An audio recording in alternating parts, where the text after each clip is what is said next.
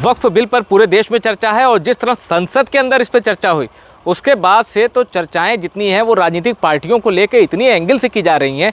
जैसे भी 4 नेताओं के नाम लिए जा रहे हैं और खासकर मुस्लिम समुदाय ये कह रहा है सोशल मीडिया पे भी और जो उनकी मीडिया वाइट्स आ रही है उसमें कि 4 नेताओं से वो बहुत नाराज़ है।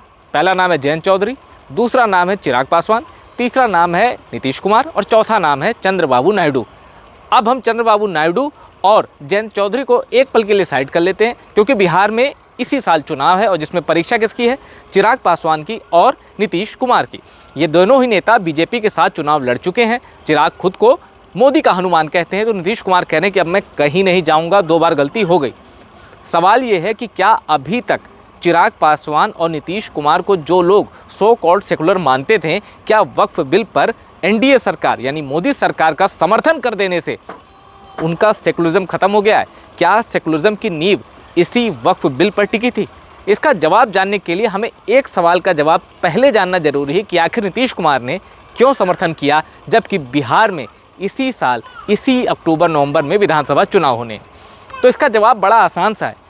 नीतीश कुमार ने जब देखा 2020 और 2024 में उनको और एनडीए को कितने प्रतिशत मुस्लिम वोट मिले हैं, तब जाके उन्होंने वक्फ बिल पर अपना स्टैंड लिया। मैं आपको क्लियर कर दूं कि 2020 में भी और 2024 में भी नीतीश कुमार की पार्टी जेडीयू ने बीजेपी के साथ मिलकर ही चुनाव लड़ा था और जिस तरह संसद के अंदर लोकसभा में नीतीश कुमार की पार्टी का पक्ष मोदी सरकार में मंत्री और नीतीश के कभी राइट हैंड माने जाते थे लल्लन कुमार सिंह ने जब जेडीयू का स्टैंड वक्फ बिल पर रखा तो कई पार्टियों को हैरानी हुई क्योंकि उसके पहले लग रहा था कि चंद्रबाबू नायडू और नीतीश कुमार, क्योंकि नायडू के सांसद भी डबल डिजिट में और नीतीश कुमार के सांसद भी डबल डिजिट में है, तो कांग्रेस और जो ये कांग्रेस समर्थित इंडिया ब्लॉक है इसको लग रहा था कि नीतीश कुमार शायद वक्फ बिल पर बीजेपी के स्टैंड को हाँ में हाँ ना मिला, उनको सपोर्ट ना करे। क्यों? क्योंकि बिहार में चुनाव है और मुस्लिम वोट नीतीश कुमार से नाराज़ हो जाएगा। पर अब मैं आपको बताता हूँ आखिर क्या सोचकर जेडीयू ने वक्फ बिल पर एनडीए को सपोर्ट किया। सबसे पहले मैं शुरुआत करता हूँ 2020 के विधानसभा चुनाव की जो कि बिहार में हुए थे। उसमें एनडीए को यानी जेडीयू भी थी और कुछ और क्षेत्रीय पार्टियां भी थी और बीजेपी भी थी, 2 बड़े एलाई ये थे। इसमें एनडीए को 15% मुसलमानों के वोट मिले थे, यानी कुल मुस्लिम वोट का 15% 2020 के असेंबली इलेक्शन में बीजेपी और जेडीयू वाले एनडीए गठबंधन को मिला था।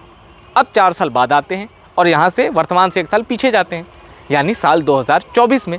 2024 में क्या हुआ? 87% वोट, मैं लोकसभा चुनाव की बात कर रहा हूँ जिसमें 40 सीटें बिहार में आती हैं, 87% वोट इंडिया ब्लॉक को पड़े। मुस्लिम वोटों के कुल मुस्लिम वोट का 87% वोट इंडिया ब्लॉक को पड़ा और सिर्फ 12% वोट पड़ा एनडीए को यानी जेडीयू को, और बीजेपी लीडरशिप वाली जो एनडीए है उसमें 12% मुस्लिम वोट मिले। अब 12% मुस्लिम वोट नीतीश कुमार को लगा कि अगर 2024 के चुनाव में बीजेपी और जेडीयू के साथ है तो वो जो 12% है वो वक्फ बिल पे सपोर्ट करने के बावजूद भी कहीं नहीं जाने वाला, क्योंकि जब इतने पर्सपेक्टिव, इतने नैरेटिव, इसके बाद भी मुसलमानों का 12% वोट एनडीए को जा रहा है तो इसका मतलब है बीजेपी और जेडीयू ने इस स्टडी की, उनको लगा कि ये वोट इंटैक्ट रहने वाला है, ये कहीं नहीं जाएगा, तो 12% उन्होंने पा लिया। अब वक्फ बिल के जो सपोर्ट करने के बाद क्या हुआ है कि जो एक ध्रुवीकरण होता है बिहार की सियासत में, अब वो फ्रंट पर आ गया। अब क्या होगा? मुसलमान वोटर खुलकर कहेंगे जेडीयू से और जेडीयू के नेताओं से, जब वो क्षेत्र में जाएंगे तो मुस्लिम वोटर, ज़्यादातर मुस्लिम वोटर उनसे सवाल करेंगे कि आपने वक्फ बिल पर बीजेपी सरकार के स्टैंड का साथ दिया और समर्थन में जो कि 288 और 232 वोट पड़े हैं, तो आपको अब हम वोट कैसे दें? जेडीयू के लिए यही चीज़ प्लस पॉइंट होगी। क्यों? क्योंकि जब मुस्लिम ध्रुवीकरण होगा, ओबीसी और ईबीसी इनको मिला लें तो 63% है बिहार की आबादी, लेकिन ईबीसी भी उसका एक अच्छा खासा शेयर रखते हैं। तो नीतीश कुमार का फोकस ओबीसी में यादव छोड़ के नॉन यादव ओबीसी पे और ईबीसी पे है, क्योंकि अगर ये वोट और सवर्ण है 15%, वो ये बीजेपी, जिस तरह हम ये दावा ठोकते हैं ना कि मुस्लिम वोट इंडिया ब्लॉक का है, उसी तरह ऐसा माना जाता है कि सवर्ण जो वोट है अगर कैंडिडेट पे नहीं गया तो मोटे तौर पर वो एनडीए के पास जाता है। तो अगर ईबीसी वोट नीतीश कुमार ने सेट कर लिया और मुस्लिम ध्रुवीकरण के चलते कुछ उनको नॉन यादव ओबीसी वोट मिल गए तो 2025 में नीतीश कुमार और बीजेपी की राह समीकरण के लेवल पे आसान होती दिख रही है। इसीलिए इस बार नीतीश कुमार ने अपनी सेकुलर इमेज की भी परवाह नहीं की।